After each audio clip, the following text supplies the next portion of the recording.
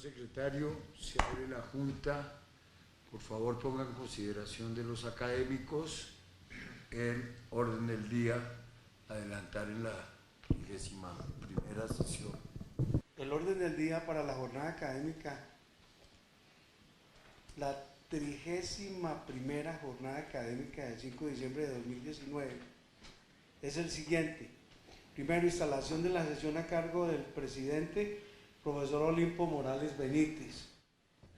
Segundo, lectura del acta anterior. 2A, introducción a la memoria histórica del Bicentenario. Tercero, Santander, Las Ibáñez y Los Caro. Cuarto, ponencia Finanzas de la Independencia, facilitador, señor don Álvaro Zúñiga García. Quinto, lectura hoja de vida del señor don Álvaro Zúñiga García. Sexto, exaltación como miembro asociado del señor don Álvaro Zúñiga García. Séptimo, clausura. Está leído el orden del día, señor presidente. Muchas gracias, señor secretario.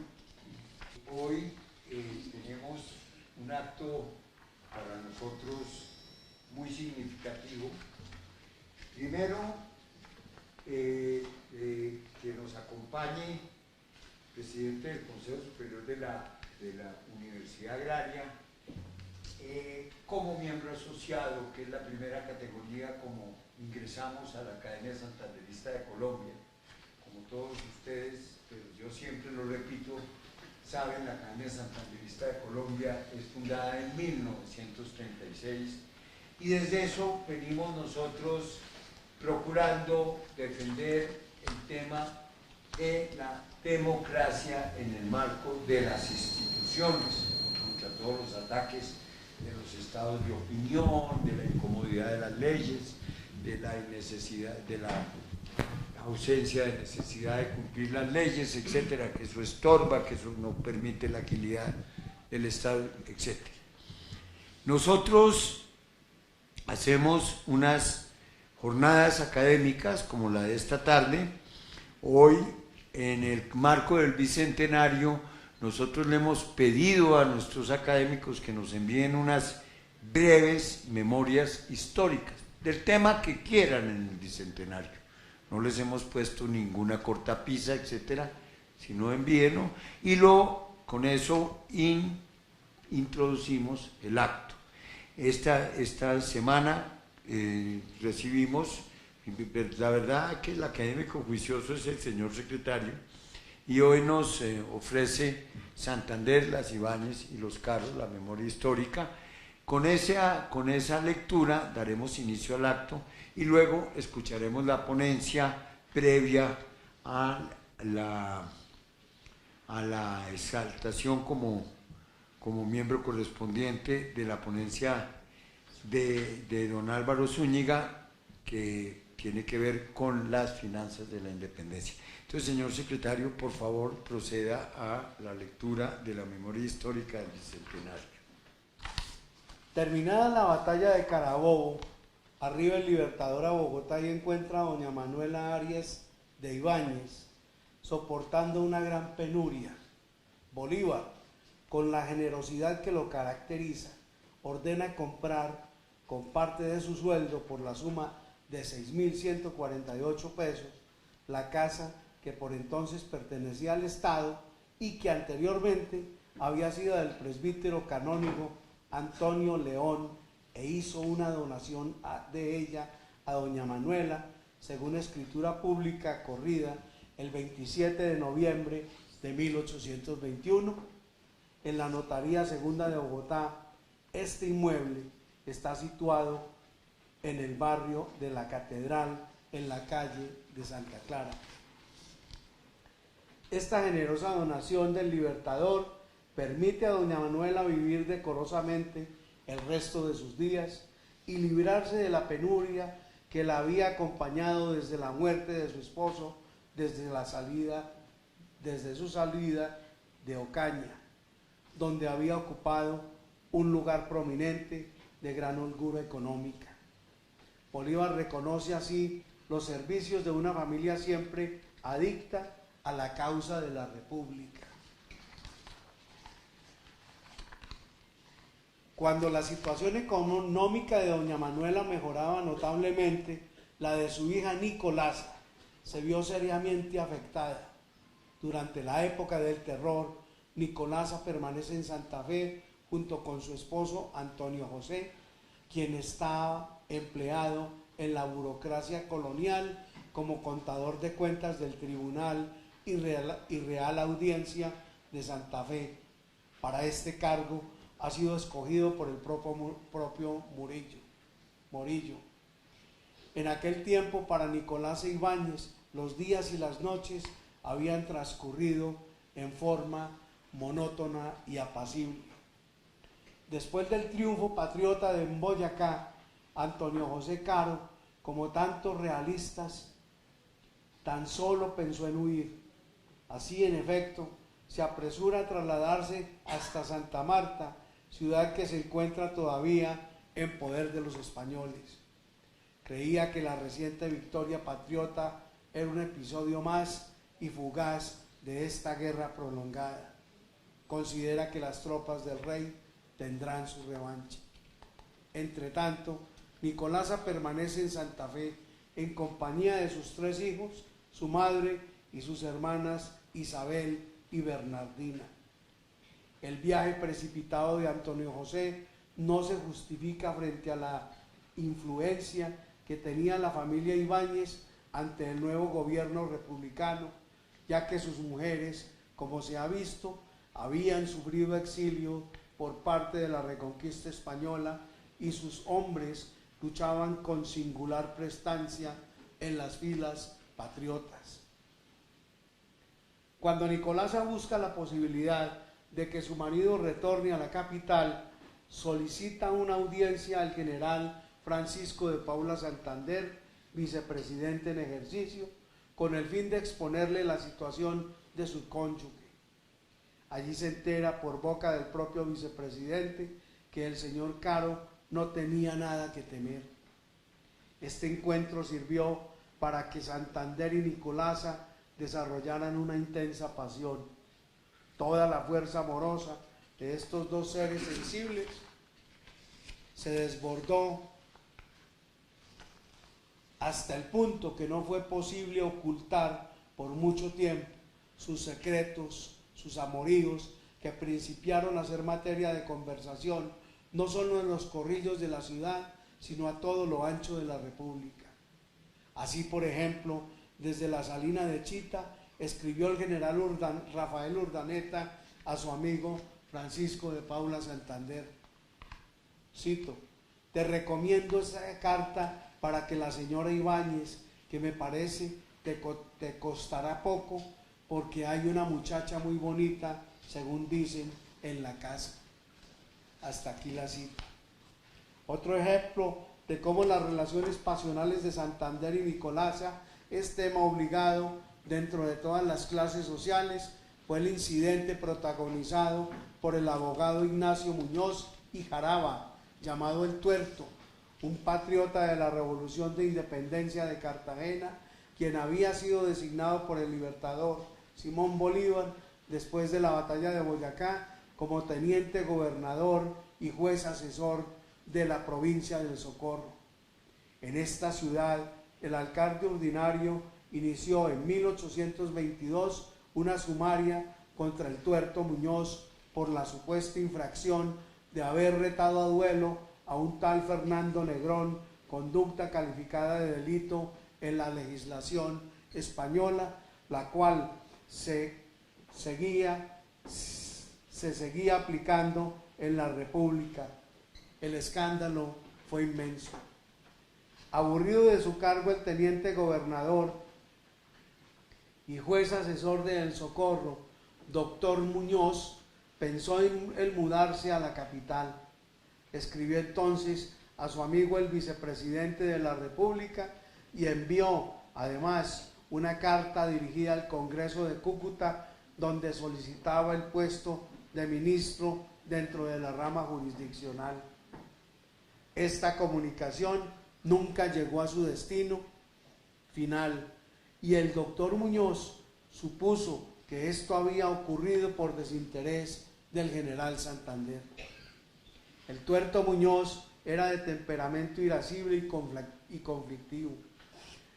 Cuando creyó que el general Santander no le prestó la debida atención a sus pretensiones, se dedicó a tejer una urdimbre de consejas alrededor de los amores del vicepresidente con Nicolasa. Cuando el general Santander se enteró de las habladurías del doctor Muñoz, procedió a escribirle la siguiente carta. Bogotá, 22 de octubre de 1822. Mi estimado Muñoz, tenía resuelto no escribirte porque he sabido que has hablado algunas cosillas de mí y de la señorita Ibáñez, cosa muy indigna de quien se diga amigo y que yo, a decir verdad, no merezco. A pesar de todo, no había hecho propósito de dejarte de servir en lo que pudiera. Te he dicho 1000 veces que tu genio te conduciría siempre a un precipicio y siento mucho ver realizado mi pronóstico. No es decente que en el poder ejecutivo se mezcle en negocios particulares, porque si tiene justicia el gobernador de esa, no debe ser privado por mí de ella, y si no la tiene, tampoco te debo quitar la suya. Tu negocio de sueldos y haber no ha sido devuelto con el informe que he pedido. En cualquier circunstancia debes contar con mi poca fortuna para no perecer en miseria, pues yo me jacto de ser muy consecuente con los amigos. Soy tu atento servidor, Francisco de Paula Santander. Hasta aquí la cita histórica, señor presidente. Muchas gracias, señor secretario. Damos pues paso al siguiente punto del orden del día, señor secretario. Secretario General procede a dar lectura detallada del acta número 30 de la jornada efectuada el día 26 de septiembre, jornada que exalta el nombramiento como miembro correspondiente del padre Diego Jaramillo Cuartas, en donde se conmemora la vida y obra de este ilustre prelado como figura nacional e internacional, nombramiento que honra a la Academia Santanderista de Colombia. En preámbulo muy sentido, nuestra presidenta emérita resaltó las virtudes del padre Diego Jaramillo. Destaca no solamente labor pastoral, sino apostolado con las clases menos favorecidas de la fortuna, así como gran labor educativa en colegios y universidades a través de Uniminuto y todas sus obras sociales, diseminados por todo el territorio nacional.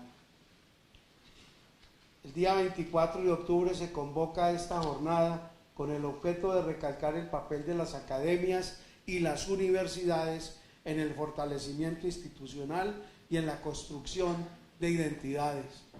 Contamos con la presencia de presidentes de academias acreditadas en Bogotá y nuevos miembros. La jornada tuvo inicio a las 5 de la tarde. Se realizó énfasis de las diferentes problemáticas en las que trabaja la academia y la importancia de vincular otras competencias para la resolución de estos desafíos. Del mismo modo, se destaca el trabajo de nuestra presidenta emérita para acercar a las nuevas generaciones mediante convenios institucionales y académicos en diferentes centros de pensamiento y debate público. Paso siguiente, se procedió al nombramiento de los nuevos académicos asociados que citamos: doña Adela Morales Benítez, don Enrique Forero González, don Álvaro Rodríguez Gama, don Eufrasio Bernal Dufo, y la participación cuya participación honra a la Academia Santanderista de Colombia. Para concluir, se hizo mención de los aportes de las academias que a través de la transformación de la educación y el rescate de lenguas primitivas beneficiará la labor de las academias, labor en la que está empeñada la Academia Colombiana de la Lengua. Hasta aquí la lectura del acta anterior, señor presidente. Muchas gracias, señor secretario. Siguiente punto del orden del día, por favor. Cuarto, ponencia, Finanzas de la Independencia, facilitador, señor don Álvaro Zúñiga García. La doctora Cecilia Fernández de Pallini, presidente emérita y perpetua de la Academia Santanderista de Colombia. No está en este momento, pero me informa que está para llegar. El profesor Olimpo Morales Benítez, presidente de la Academia Santanderista de Colombia. Doctor Diego Fonegra Tovar, director del Museo de Santander. Doctor José Asunción Suárez Niño, secretario general de la Academia Santanderista de Colombia. Doctor Jorge Orlando Gaitán Arciniegas, rector de la Fundación Universitaria Agraria de Colombia. Doctor Hernán Pulido, presidente del Consejo Superior de la Universidad La Rioja, España. Doctor Jairo Guarín Avellaneda, fundador y miembro de la Asamblea General de Fundadores y miembro del Consejo Superior de la Fundación Universitaria Agraria de Colombia.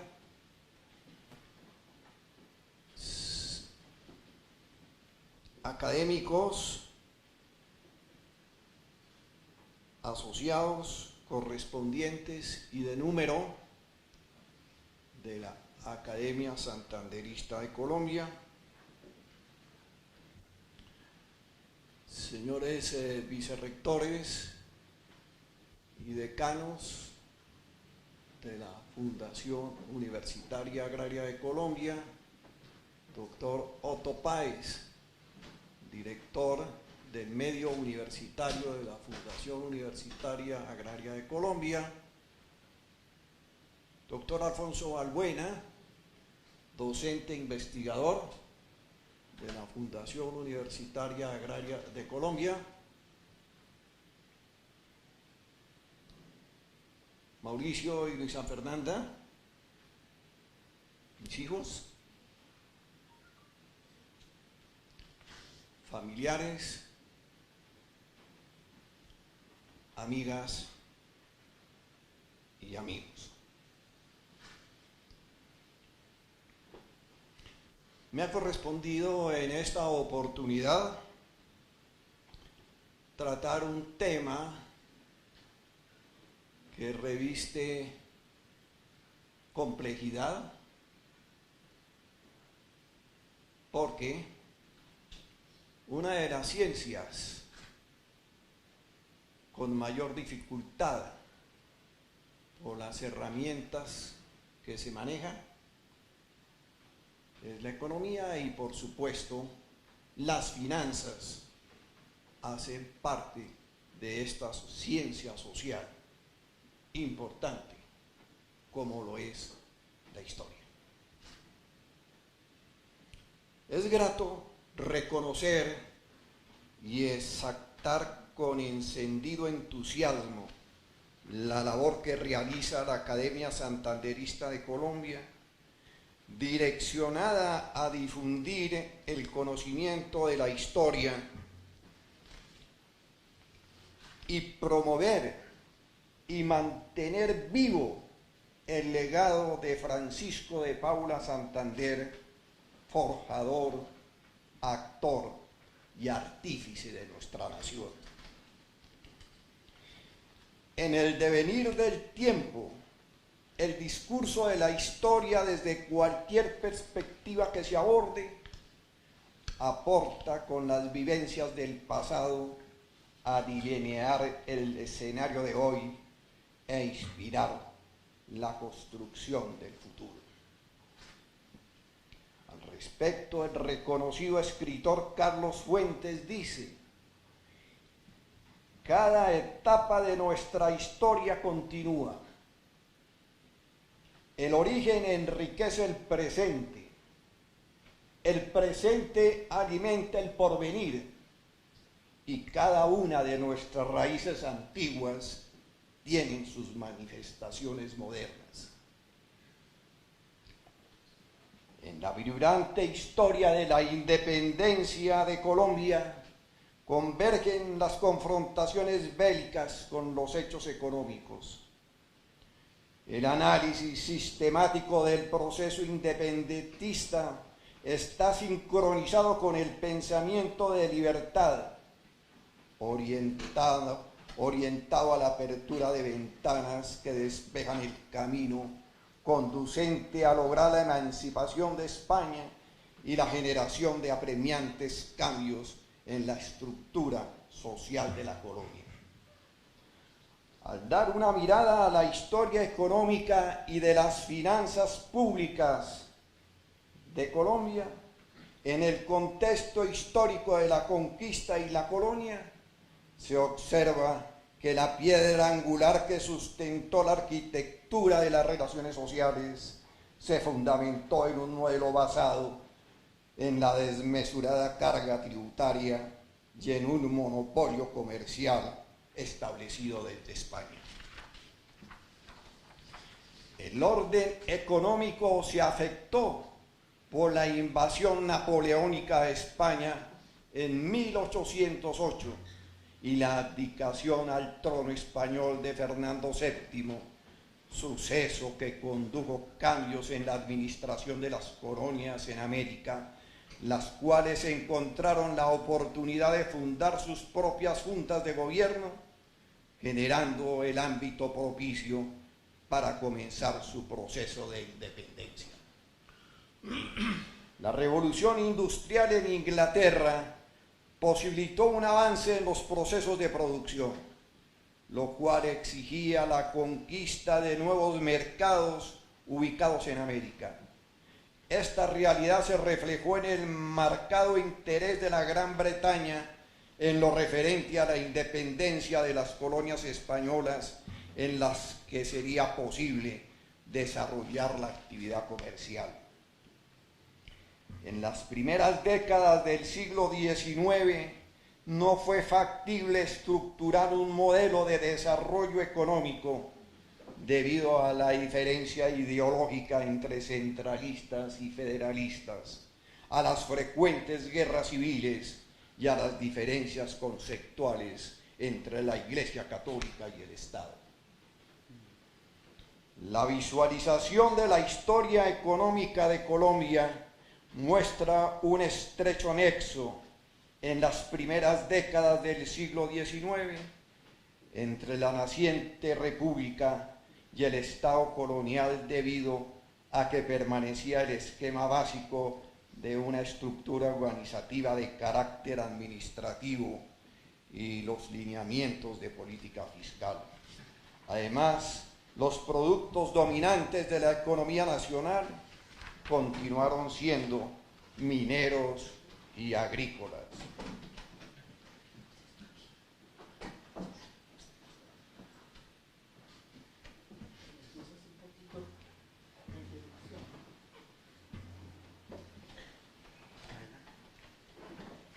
Acaba de llegarnos la presidente de la Academia Santanderista de Colombia, doctora Cecilia Fernández de Pallini.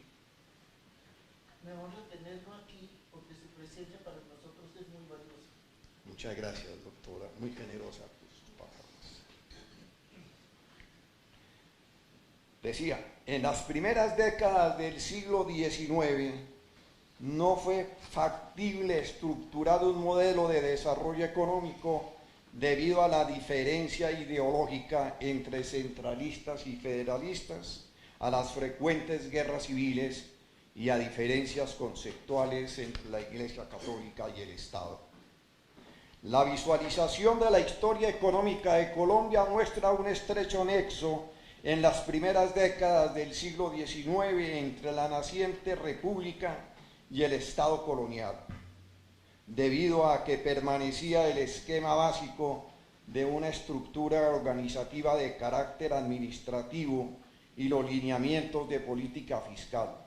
Además, los productos nominales de la economía nacional continuaron siendo mineros y agrícolas.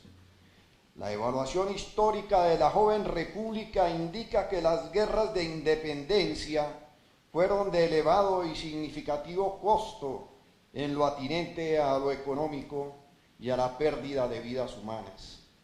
Los canales de comercialización se fracturaron, los niveles de productividad de las haciendas declinaron y con la ensoñación de la libertad, la mano de obra se desplazó para engrosar las agrupaciones militares.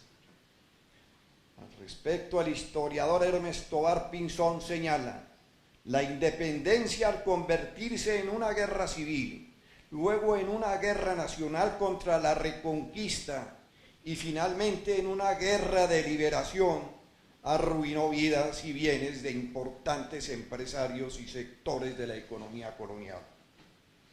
Asimismo, los criollos que participaron en la declaratoria de independencia permanecieron en un lapso prolongado distantes de la administración, conduciéndolos en consecuencia a una gestión ingenua de la hacienda pública. Con posterioridad al triunfo alcanzado en la batalla de Boyacá, se expide la Constitución de Cúcuta de 1821. La Carta contempló que el deber de cada ciudadano era contribuir a los gastos públicos. En su contenido se incluyeron consideraciones referentes a crédito, moneda, pesas y medidas. El balance económico y de las finanzas públicas de la independencia indica que como consecuencia de una rigurosa gestión fiscal y de mantener los impuestos indirectos a la producción y el comercio, se generaron mayores ingresos, pero también incremento en los gastos para financiar el ejército y brindar soporte a los requerimientos que implicaba el funcionamiento de la República. En el Congreso de Cúcuta es nombrado Pedro Gual secretario de Hacienda y Relaciones Exteriores. Se destacó por exponer propuestas renovadoras de la hacienda pública. Su intención se orientaba a posibilitar la generación de rentas propias al Estado, pero procurando el desarrollo de la naciente industria, la agricultura y las exportaciones. Con anterioridad a la finalización de las sesiones del Congreso de Cúcuta, Simón Bolívar nombra a Pedro Gual secretario de Relaciones Exteriores y de Hacienda a José María del Castillo y Rada. Juan Camilo Restrepo plantea en su libro Finanzas y Financistas que en el Congreso Constituyente de Cúcuta se adoptaron ambiciosas reformas de carácter fiscal, dotadas de una clara filosofía de modernidad, tales como la abolición del tributo de indígenas y el de la alcabala o la creación por primera vez en nuestra historia impositiva de un impuesto directo de rentas y riquezas. El tributo de indígenas consistió en una contribución que deberían pagar los indios como prueba de vasallaje. La alcabala era un impuesto directo en la época de la colonia, correspondía a un tanto por ciento aplicado a cada transacción de mercancías. Era un tributo de consumo que se pagaba sobre las ventas efectuadas. Castillo y Rada, al realizar un estudio evaluativo del efecto de los resultados de las reformas fiscales del Congreso de Cúcuta, en lo pertinente a la alcabala en sus memorias de 1823, registra que en el nacimiento de la República se considera la alcabala como uno de los tributos más nocivos y en la época de la colonia uno de los impuestos más odiados. Igualmente se adoptaron algunas medidas tributarias en transacciones de comercio exterior, se estableció con propósito proteccionista una elevación de los derechos de aduana. Asimismo, en el Congreso de Cúcuta se eliminaron otros tributos indirectos como el impuesto sisa y el estanco de los aguardientes. El impuesto sisa consistía en descontar un tanto por ciento del peso, volumen o medida de cualquier artículo vendido al detal que pagaba el comprador y se abonaba al fisco. El estanco era el impuesto sobre el aguardiente que aportó copiosamente a la Real Hacienda. Durante el siglo XVIII, los tributos más importantes que se recaudaron en América fueron los provenientes de las rentas estancadas. La renta estancada de los aguardientes fue suprimida en el Congreso de Cúcuta, pero fue restablecido mediante ley del 6 de octubre de 1826, año de la gran contrarreforma fiscal. ¿Qué sucedió entonces en 1826? ¿Por qué los avances fiscales diseñados en el Congreso de Cúcuta se replantearon 5 años después? La respuesta se centra en los crecientes requerimientos económicos y de recursos financieros que demandó la campaña del sur, la rebelión de Páez y el colapso de la firma Goldsmith en Londres, principal financista de Colombia en ese momento, determinó que el proyecto aprobado de Cúcuta resultara ineficaz. A Castillo y Rada le correspondió implementar y ejecutar las decisiones de carácter legislativo aprobadas en el Congreso de Cúcuta en el contexto de una economía primaria. Aníbal Galindo, en los albores de la República, resaltó la figura del primer ministro de Hacienda en propiedad en Colombia en los siguientes términos: nadie que estudie la historia de aquella época hallará exagerado decir que el señor Castillo y Rada, en el orden económico, con sus avanzados principios, erudición, probidad y talento, era una autoridad. Es verdaderamente admirable ver a un hombre educado en la colonia que le fueran familiares y en un grado de lucidez superior al nivel común los principios más profundos de la ciencia económica. Castillo y Rada fue rector del Colegio Mayor de Nuestra Señora del Rosario en el lapso de 1932 a 1935. Don Medardo Rivas expresó en el boceto biográfico de Castillo y Rada lo siguiente: el Colegio de Nuestra Señora del Rosario fue la cuna de su grandeza, la tribuna de sus enseñanzas, el templo de sus adoraciones y la tumba que hoy guarda sus cenizas. La guerra de independencia, inicialmente en la Nueva Granada y Venezuela, posteriormente en Quito y Perú, requirieron ingentes recursos financieros y la demanda de un considerable esfuerzo fiscal para atender las necesidades sentidas del ejército libertador. Simón Bolívar permanentemente solicitaba recursos que se requerían para adelantar las operaciones militares. Francisco de Paula, Santander y Castillo y Rada buscaban opciones ingeniosas para atender los fondos que requería Bolívar. La fuente de financiamiento de la Guerra de Liberación del Perú correspondía al esquema impositivo aprobado en el Congreso de Cúcuta. Debido a las apremiantes necesidades financieras derivadas de la contienda libertadora, se decide revertir los avances fiscales que se lograron en el Congreso de Cúcuta. Las reformas fiscales que los primeros legisladores plantearon, suprimiendo algunos gravámenes, fueron restablecidos con el propósito de mejorar la disponibilidad de fondos del Estado. Se estableció nuevamente la alcabala, el estanco del aguardiente, el de tabaco, y los diezmos permanecieron. La etapa histórica que comprende desde la independencia hasta 1850 indica que en Colombia se mantuvo el sistema tributario de la colonia. El impuesto sobre el comercio exterior fue un desafío revestido de alta complejidad para los gobernantes de la Gran Colombia. Dos escenarios se contemplaban. Uno, proteccionista, elevando los tributos. Otro, estructurando tarifas aduaneras con impuestos reducidos que incidieran ventajosamente en el comercio y los consumidores.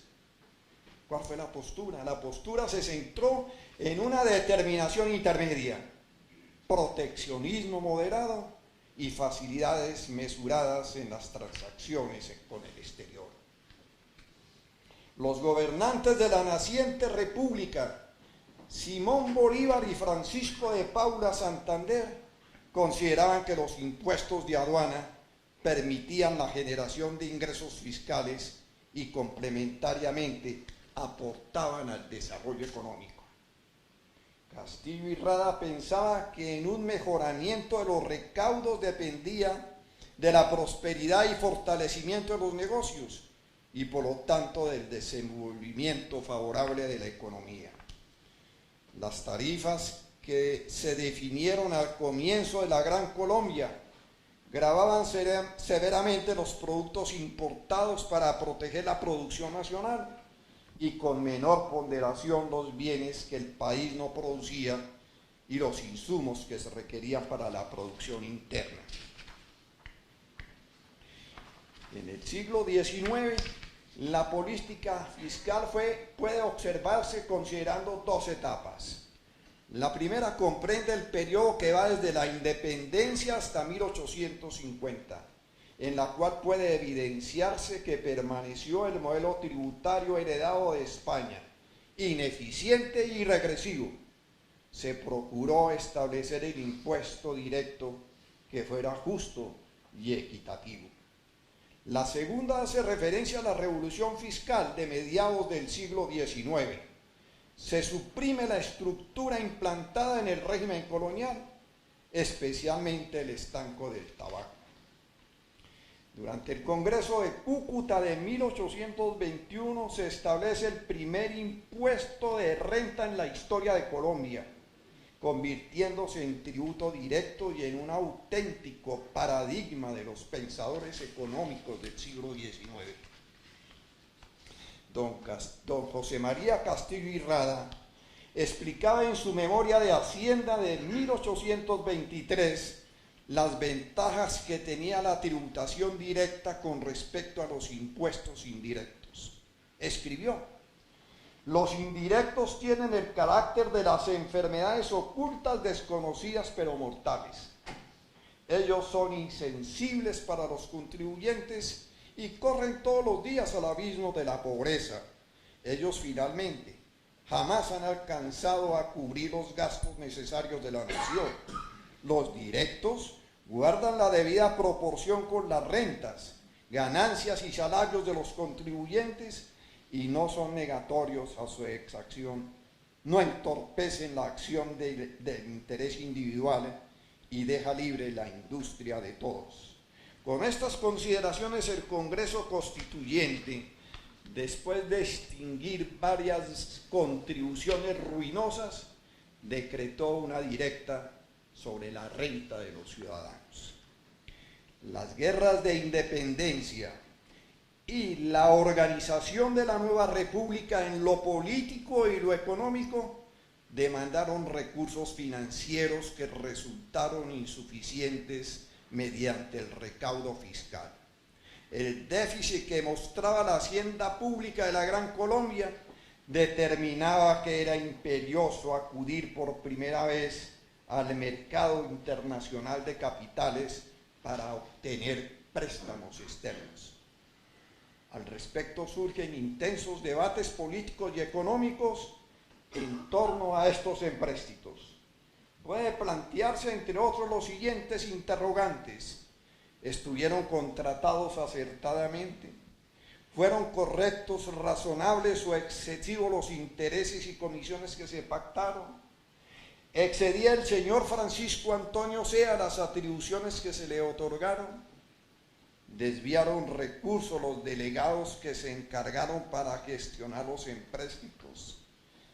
¿Tienen responsabilidad nuestros plenipotenciarios en Londres por mantener improductivo parte del empréstito contratado bajo el control de la firma Goldsmith, que entró en una situación financiera de quiebra, llevando a la liquidación parte del producido del empréstito de 1824? ¿Qué importancia puede atribuirse a los empréstitos externos en el financiamiento de la hacienda pública durante los primeros años de la Gran Colombia? Juan Camilo Restrepo al respecto dice: las respuestas parecen relativamente obvias. La formación de la República habría sido imposible si no se hubiera acudido al mercado de capitales internacional para financiar los primeros presupuestos de la nación, debido a la insuficiente generación de ingresos corrientes a través de impuestos para atender los gastos que el Estado debería realizar. El crédito surge para posibilitar la financiación del gasto presupuestal que no cubrían la tributación recaudada. Agrega: en 1823 el ingreso del gobierno se estimó aproximadamente en 5 millones de pesos, y en el citado año los recursos financieros para atender gastos se cuantificaron en más de 14 millones. En los primeros meses de 1824 se presentó a consideración del Congreso un presupuesto de 13 millones, pero a la mitad de la vigencia el ingreso captado era el 50% del valor proyectado. La reordenación tributaria que se efectuó durante el ministerio de Castillo y Rada no logró que los impuestos fueran suficientes para liberar la totalidad de los gastos presupuestales en la turbulenta época de la independencia. El país tuvo la necesidad de iniciar la organización y gestión del crédito público. Aníbal Galindo, en sus estudios económicos y fiscales, expone la época de 1821 en que se construye la República de Colombia no tiene historia fiscal. Sería completamente injusto pedir cuenta de reformas económicas o de inversión de caudales públicos a los hombres de Estado y a los guerreros que conquistaron la independencia y la libertad de América del Sur. Los problemas económicos derivados de la guerra de independencia incrementaron los gastos, dificultándose su compensación con los ingresos de la tributación. Ante esta situación, los administradores del Estado republicano buscaron fuentes internas y externas que irrigaran capital a las deprimidas arcas del fisco nacional y facilitar soluciones con respecto a limitaciones del circulante. En la gestión que se adelantó para obtener capital en el interior de la República, se logró que gente de las aldeas proporcionaran dinero destinado a contribuir en la solución de la problemática fiscal. Con anterioridad a 1819, los ejércitos certificaban los aportes y en época posterior las tesorerías expedían vales que en algún momento el país reembolsaría su valor. La deuda interna constituyó un nivel de endeudamiento creciente, convirtiéndose en componente adicional del gasto público.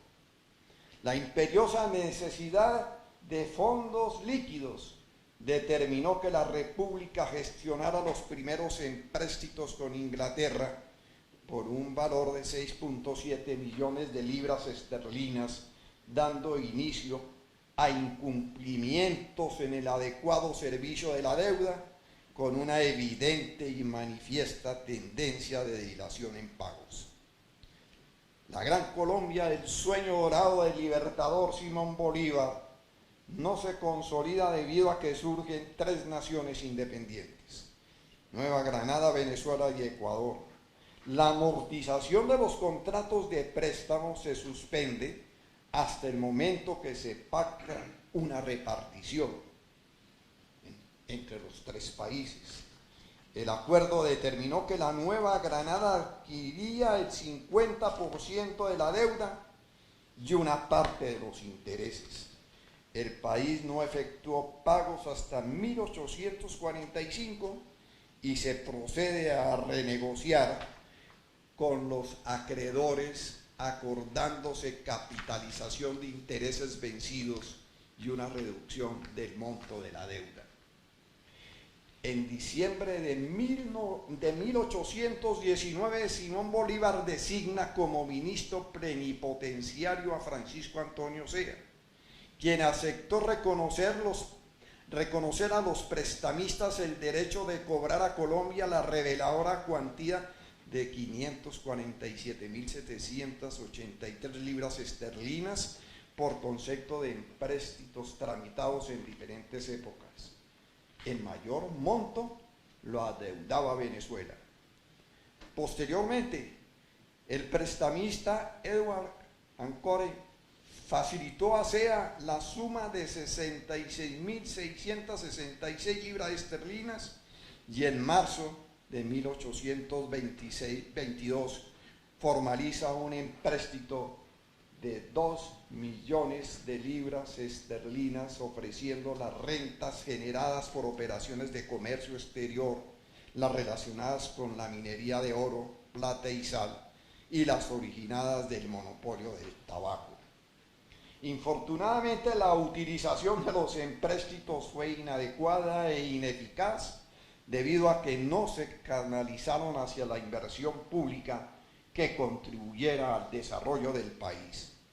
Se puede concluir que la independencia significó un prolongado retroceso económico debido a los frecuentes cambios constitucionales y a las guerras civiles. En el periodo 1810-1829 se promulgaron 4 constituciones. Y a la fecha, 1991, se habían promulgado en el país 13 cartas constitucionales.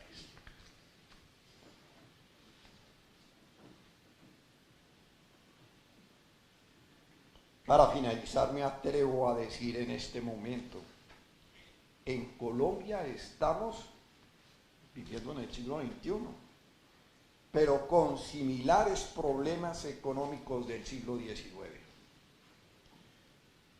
Esto daría para desarrollar muchos temas. Uno de ellos, lo que ha ocurrido, doctor Otto, con el sector agrario. Diría que debemos generar un cambio de actitud, despertar en un país diverso, comenzar un camino nuevo para encarar los azotes de la pobreza, la desigualdad y la discriminación, para posibilitar que fulgure espléndidamente el horizonte de nuestra patria, como lo concibieron los próceres de la época de la independencia y especialmente el genio de América, Simón Bolívar, y el constructor y padre de la educación de este país, Francisco de Paula Santander. Muchas gracias.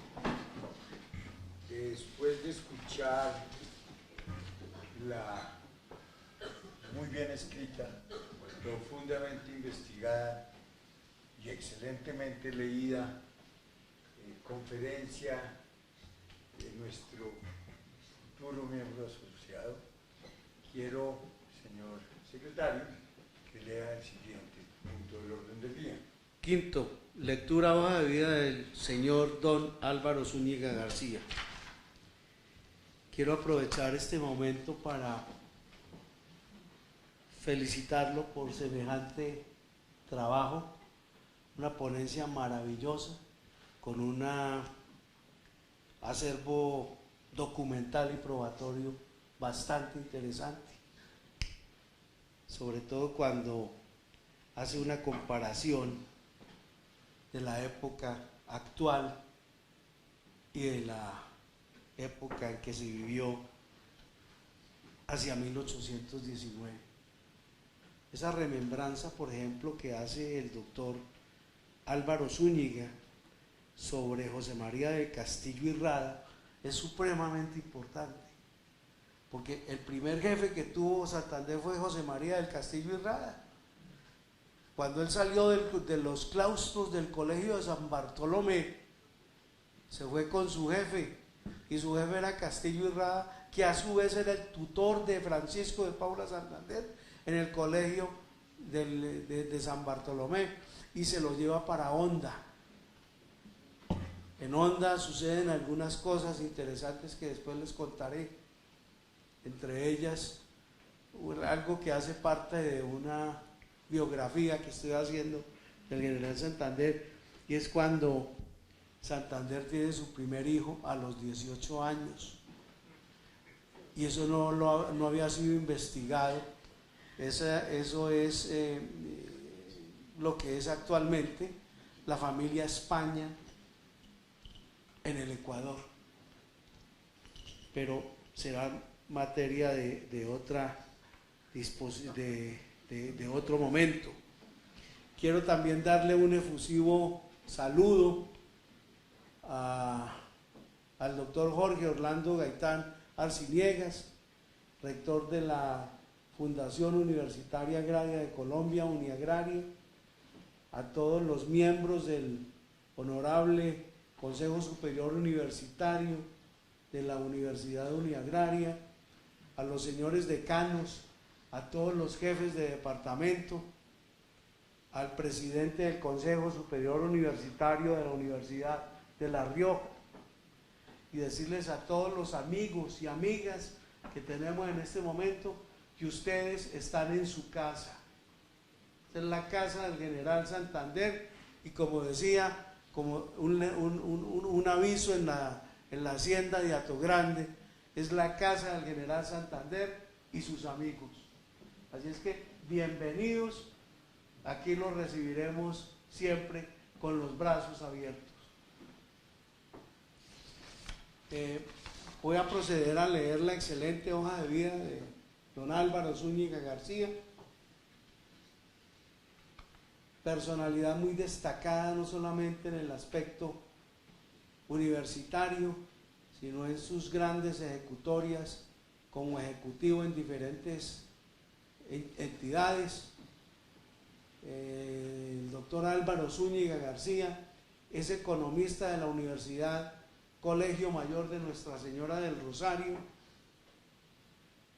es Maître of Science de la Universidad de Quebec en Canadá, magíster en gestión de las organizaciones de la Universidad de Anne, diplomado en relaciones industriales de la Universidad Javeriana, diplomado en análisis económico de proyectos, Escuela Superior de Administración Pública, en convenio con la Organización de Estados Americanos, OEA, diplomado también en Administración Económica y Financiera de la Universidad Central, diplomado en Docencia Universitaria, Universidad Colegio Mayor de Nuestra Señora del Rosario, diplomado en Investigación, Formulación y Gestión de Proyectos, Asociación Colombiana para el Avance de la Ciencia.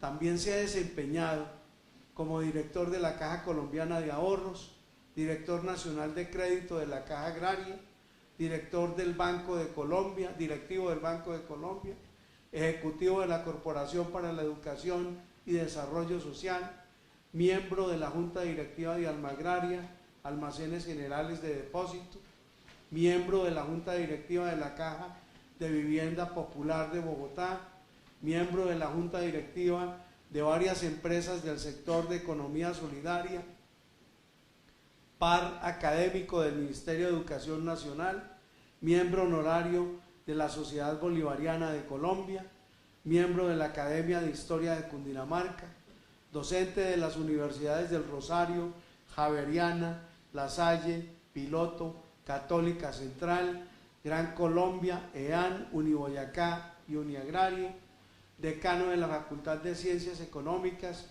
y Administrativas de Uniagraria, vicerrector académico de Uniagraria, y entre sus publicaciones resumimos algunas como Agroindustria, un sector clave para el desarrollo en Colombia, Importancia económica del seguro privado en Colombia, Banca corporativa y financiamiento agropecuario, varias ponencias también que se encuentran en diferentes medios escritos y centros de pensamiento como Pensamiento Político, Económico y Social del Libertador, Francisco Javier Matiz y su aporte a la expedición botánica, prologuista de varios libros, entre ellos el Diccionario Agrario y Ruralidad, Costos Agropecuarios, y columnista del periódico La República. A grandes rasgos ha sido leída la hoja de vida de don Álvaro Zúñiga García, a quien le damos nuestra más afectuosa y cordial bienvenida a la Academia Santanderista de Colombia, y por supuesto procederemos a la entrega de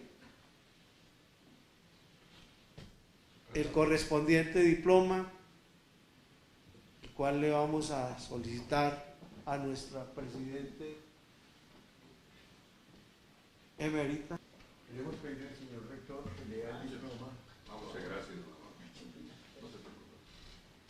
La Academia Santanderista de Colombia confiere a Álvaro Zúñiga García la calidad de miembro asociado como testimonio de su adhesión a las ideas democráticas republicanas exaltadas por Francisco de Paula Santander y manifiesta voluntad de honrar la memoria del hombre de las leyes. Dado en Bogotá a los 24 días del mes de octubre del año 2019, firma José Asunción Suárez Niño, Olimpo Morales Benítez y Cecilia Fernández de Pallini, presidenta emérita.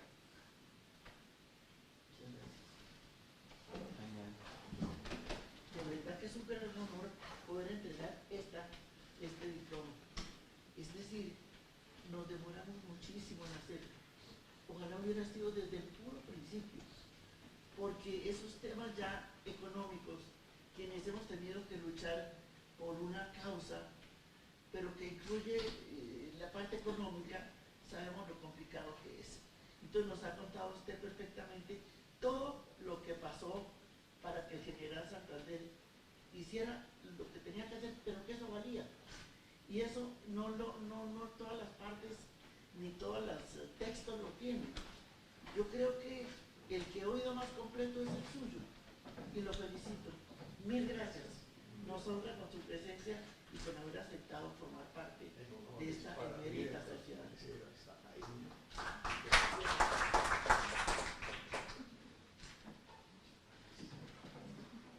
Queremos pedirle a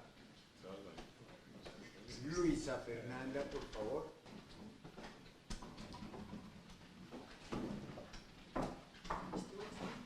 Luisa, córrete para allá para empezar a hablar.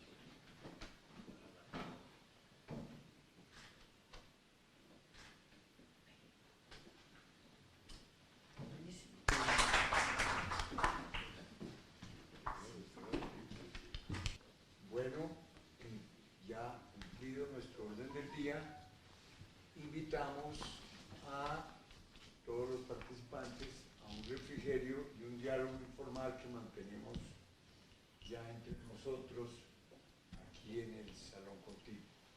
Entonces, Levanto la sesión y pasamos por favor a